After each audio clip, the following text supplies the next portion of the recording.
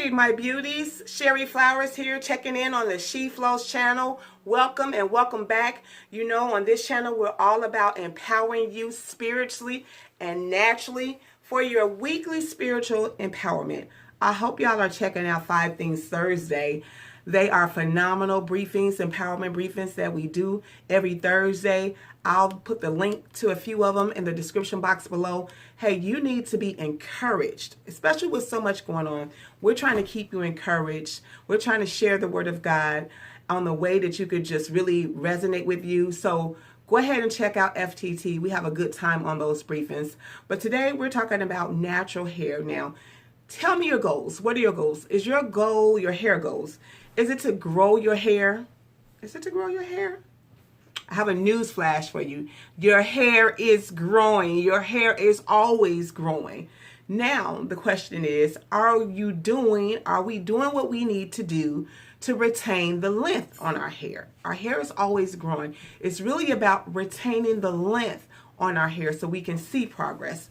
So today in this video, we're going to be talking about 5 things to avoid. I mean, you want to avoid them like the plague in order to retain your length and have healthy, natural hair.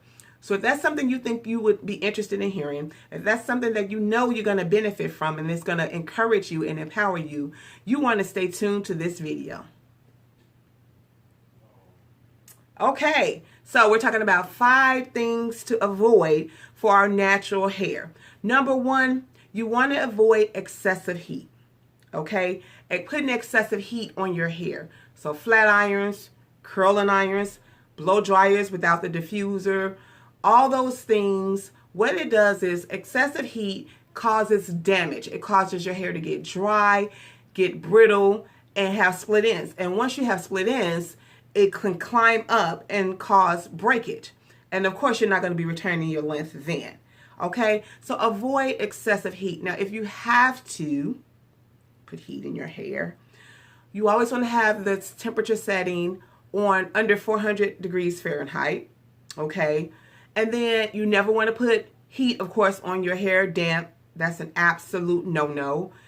And try to limit to the times that you do it. And if you do it, put some type of heat protecting spray or some type of serum on your hair to go between your hair and the heat tool. Okay, so protect it as much as possible if you do.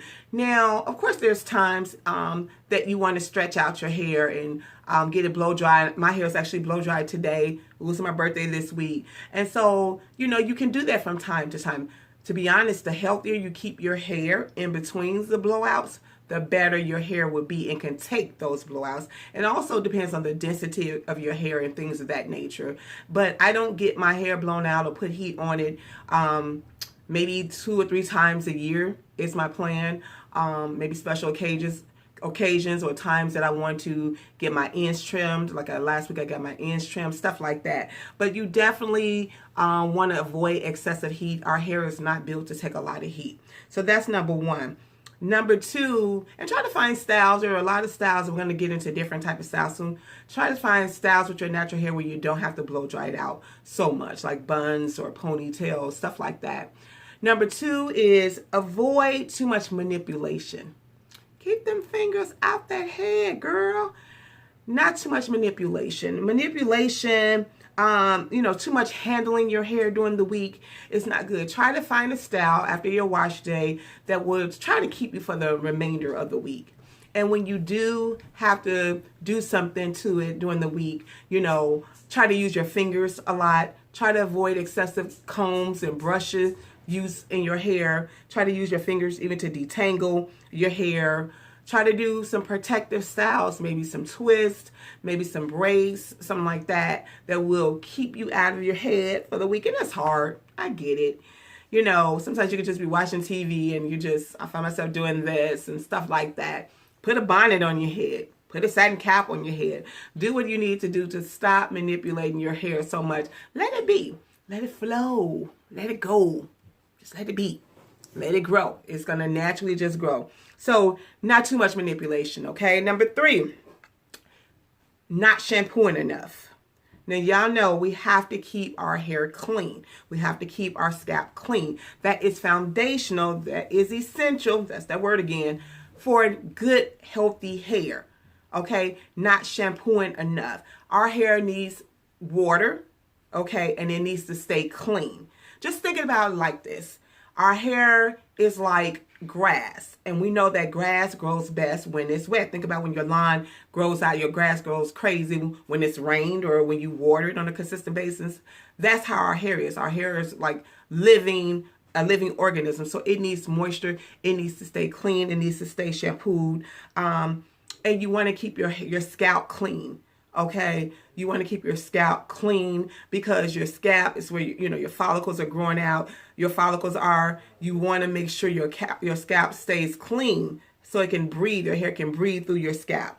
Okay, especially you may ask how often do you shampoo, and people have different beliefs as far as how often you should shampoo. I always say it depends on you. You know your hair best. I would say try to do it at least a weekly. If you work out or sweat a lot during the week, maybe you want to do once shampoo a week and then once a co-wash a week. So you're at least putting that water on twice. Me personally, I shampoo at least once a week. I do. Because I love to deep condition my hair. I love to keep it hydrated through shampooing and my whole regimen of deep shampooing, pre-pooing, and all that stuff. So at least once a week, I would say. Sometimes you may be able to go longer if you're not doing too much activities. Maybe twice, or maybe every other week or something like that. But keep your hair clean.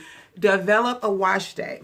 Okay, you want to look at, I think it was like a week or so ago, the 5 steps to a wash day routine. You know what? I'll put the link in the description box below. You want to watch that video. It talks about 5 simple steps that you can adapt for your own wash day.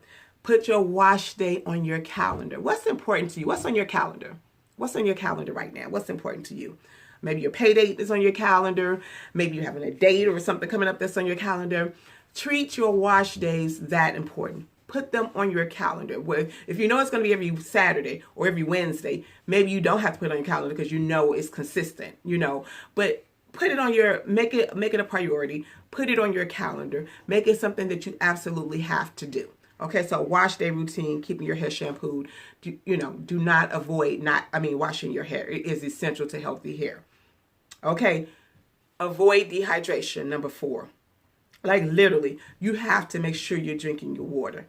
Are you all getting that H2O in? You have to internally have water because your circulatory system, you want to be drinking enough water that your circulatory system is feeding up to your scalp, which is where your hair grows. And so your circulatory system is feeding water up to your scalp and moisturizing. And so that's where your hair grows out of your follicles. And it's keeping it nice and moisturized. If you're not drinking water and you have a dry scalp and itchy scalp, your hair is not going to be healthy. You have got to make sure you're drinking enough water. Set your goals.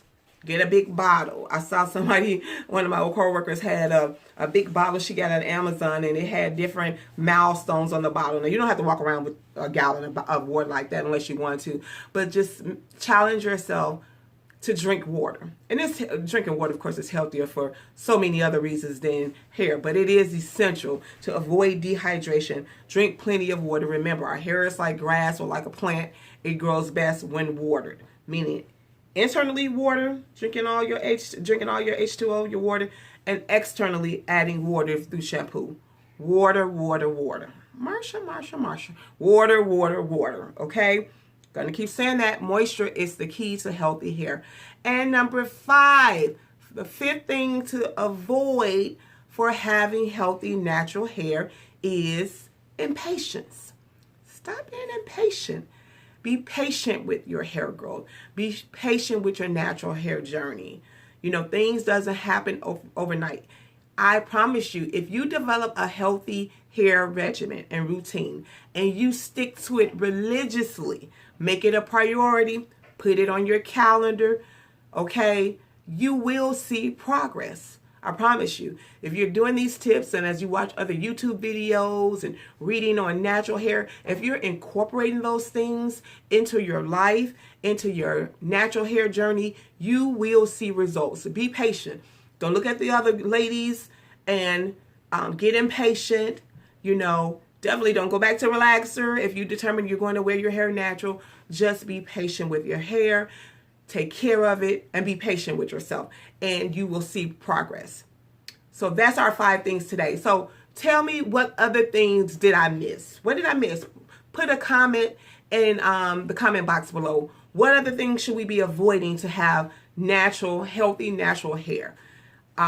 These are the 5 things that I came up with. I'm sure you have some good things that you may practice that could be beneficial. So I want to hear from you. Put that in the comment box. And if you liked this video, if you thought it was beneficial, give me a thumbs up, hit the subscribe button, and hit that bell in order that you can get notifications each and every week that the videos come out, and you can be the first to go on this journey every week of having healthy, natural hair. Okay? Go ahead and subscribe so you can be the first to get the Sherrie Flowers notification. And that's our video for today. I want you to continue to stay healthy inside and out, stay beautiful inside and out. And as I always end, no matter what you may be going through, no matter what you may be facing, no matter how this world is looking, remember God's grace, represented by the number 5, is always sufficient. It's always more than enough. Gonna see you next week.